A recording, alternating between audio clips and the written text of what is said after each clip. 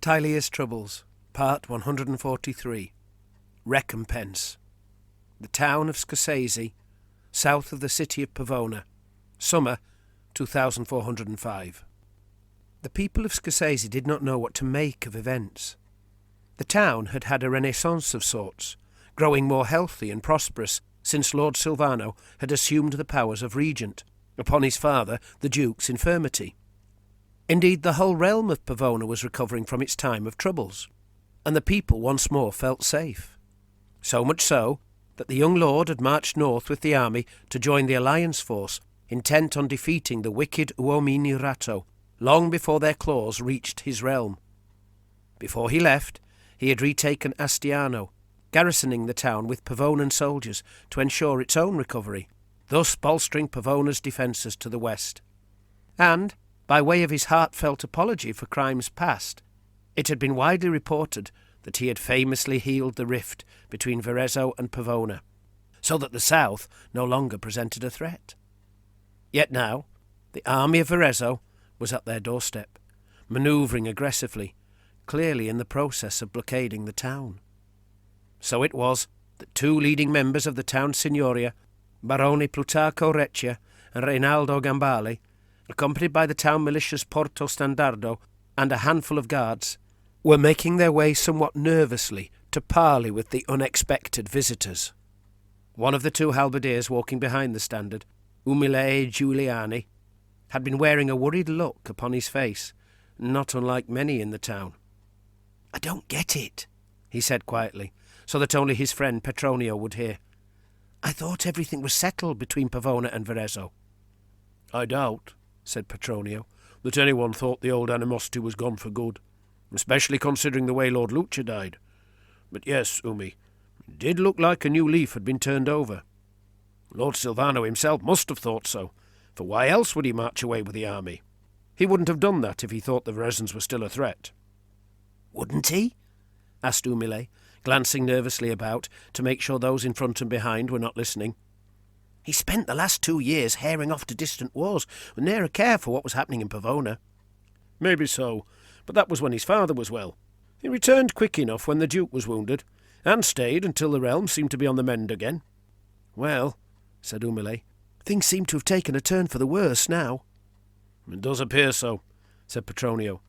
"You know, Umi, I think Lord Silvano was played." "Huh?" "I mean all that talking, the letters and meetings, the demands for trials and apologies. I think the Verezzans were spinning out time." "So they could grow their army," said Umile, realising what his friend was suggesting. "Yes," agreed Petronio. Glancing ahead, he added, "And I think we're about to find out for certain."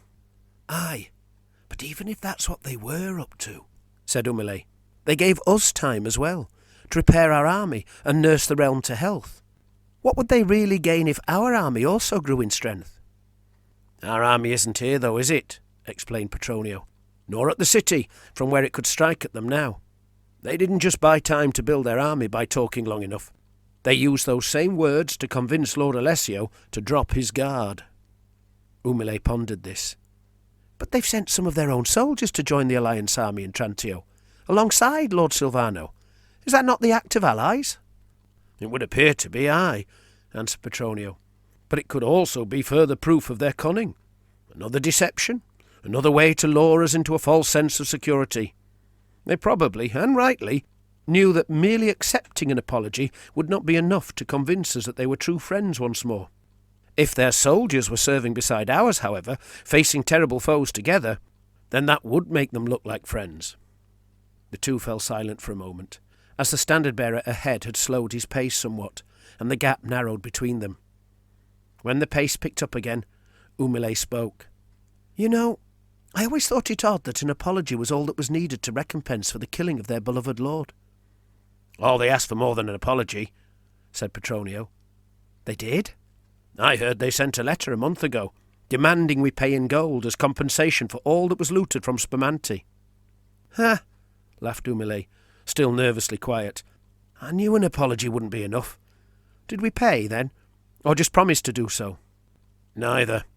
The Duke's council answered that what with Silvano being away, there being a war on, and with rats threatening the whole of Tilea, We should leave discussing such matters until the proper time. At least that's what I heard." "Sounds about right," said Umile. Then he asked, "Remember those goblins that came 2 years ago?" "I'm hardly likely to forget. I was in the company that went out to speak to them. I remember the smell." "Well, we bribed them to leave us be, and they did," continued Umile. "Do you think that'll work with the Verezzans?" "Possibly. But maybe what they really want is bloody revenge, and any gold they plunder is just an added boon." "It's never-ending war," said Umile. "Just one thing after another." His voice trailed off as they caught sight of the Verezzan army. "More protectors," he exclaimed.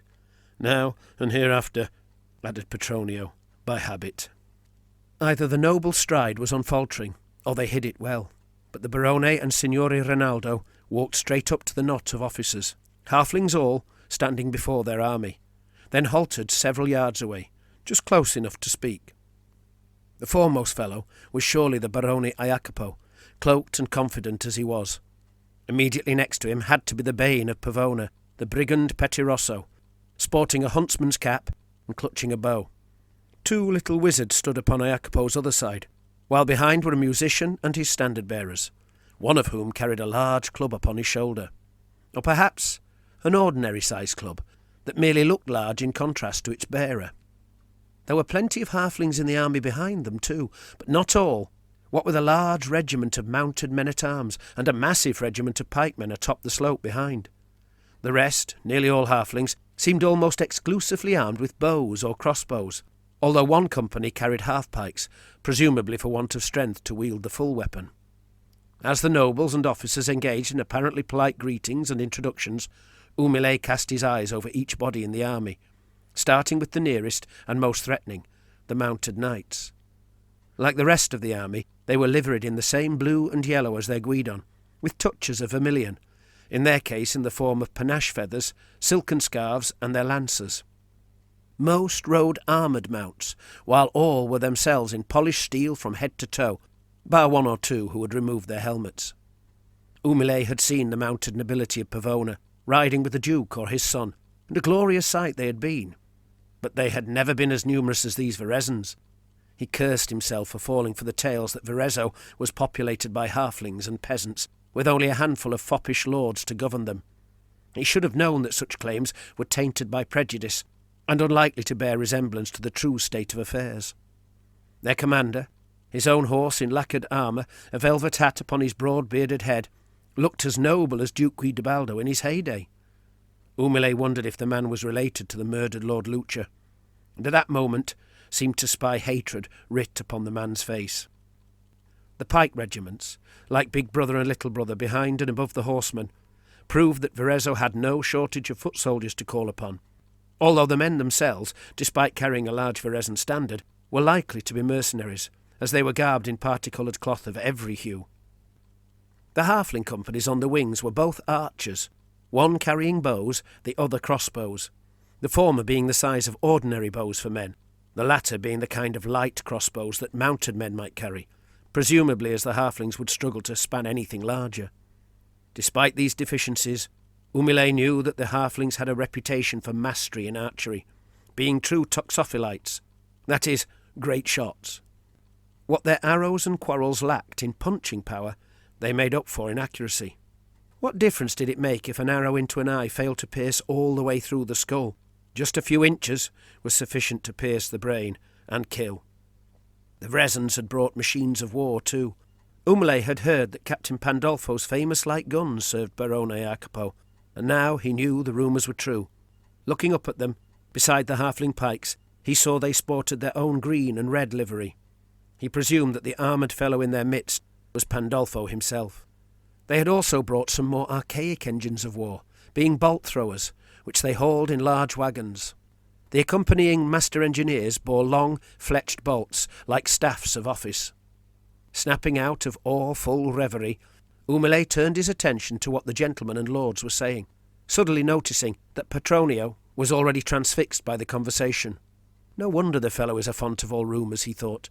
He must listen to everything that is said around him as he goes about his duties as a guard. The Pettirosso was speaking, his voice somehow both shrill and imposing at one and the same time. I saw the deed with mine own eyes. Cut down in battle for nothing more than defending his own people from vile plunderers. I care not for the lies spoken afterwards, nor for the attempted trickeries and obfuscations. It was murder and theft most plain, and I have dedicated myself to vengeance ever since. Petronio glanced at Umile. Everyone knew how far the Petit Rosso had taken his vengeance, for the Duke's court had declared that it was he who had attempted to assassinate Duke Guidobaldo, and with a poisoned arrow no less. Here the fellow seemed to be bragging about it. What was done to my Lord Lucia, said Barone Iacopo, was as unforgivable as it was foul. And yet, thought Umile, apologies were made and apparently accepted. I cannot speak for the Duke, or his son who rules for now in his stead, said Barone Reccia, apparently unwilling to chat about Duke Guidobaldo's past actions. But I can pass on all you say, and we are permitted certain powers here in our own town. Then listen carefully, ordered the Verezzan Barone. Your lord may have begged forgiveness for Lord Lucia's murder, and we may have well been persuaded to believe his excuses. But there is still the matter of compensation for that which was looted at the same time. I think it only fair that gold and silver should be paid to the exact value of that which was taken. By rights, interrupted one of the wizards behind the Barone, Pavona should pay more, a further penalty as punishment for the many crimes committed that day, the worst being the murder of our enlightened lord. Barone Iacopo showed no surprise at the wizard's outburst, and Umile wondered if such rudeness were to be expected from those who were mad enough to dabble in magic. Yet I make no such demand, said the Barone with a smile. Only that coin to the value of all goods and monies looted be paid to us, accurate to a silver grossi. We have drawn up accounts for your perusal. Such a thing, stuttered Barone Reccia, is beyond my ability to command. We do not have the means, nor the authority, added Signore Rinaldo, apparently unable to finish his thought. Then you would better find them, and quick, for if we are not paid the full amount within 6 days, then we intend to take it from you, by force, in a manner exactly akin to your own soldiers' behaviour in Spumante. A tooth for a tooth, added the brigand chief. Entirely fair and proportionate. The Pavonan nobles were lost for words, but the halfling wizard seemed happy to fill the silence. In every way a balancing of both accounts and deeds. Umile sensed their full meaning, for there had already been a balancing beyond that which they were demanding here, the attempt to assassinate Duke Guidobaldo, to atone for the death of Lord Lucia. The brigand chief should have said a life for a life, if he were being wholly honest. Suddenly it occurred to Umile. Duke Guidobaldo was not dead. Grievously wounded, yes, and incapacitated, but not dead. If the Verezzans meant everything they said, then even the payment of this monetary fine would not fully settle the account, and the hostilities could very well continue until the Duke were dead. 6 days, exclaimed Signore Rinaldo. Surely you cannot expect us to comply so soon. It is insufficient notice. We need more time. Notice has been given, by way of a letter, delivered to the city weeks ago, said Barone Iacopo. Pavona has had time, and now you have time to send word to the city, and for the monies to be delivered here. Yet nowhere enough time, thought Umile, for Lord Silvano to return from Trantio with the army. Petronio was right. Lord Silvano and Pavona had been played. Let us hope, added the Petit Rosso gravely, that the council in Pavona loves Scozzese enough to pay promptly. For if not, then there will be no Scozzese to love.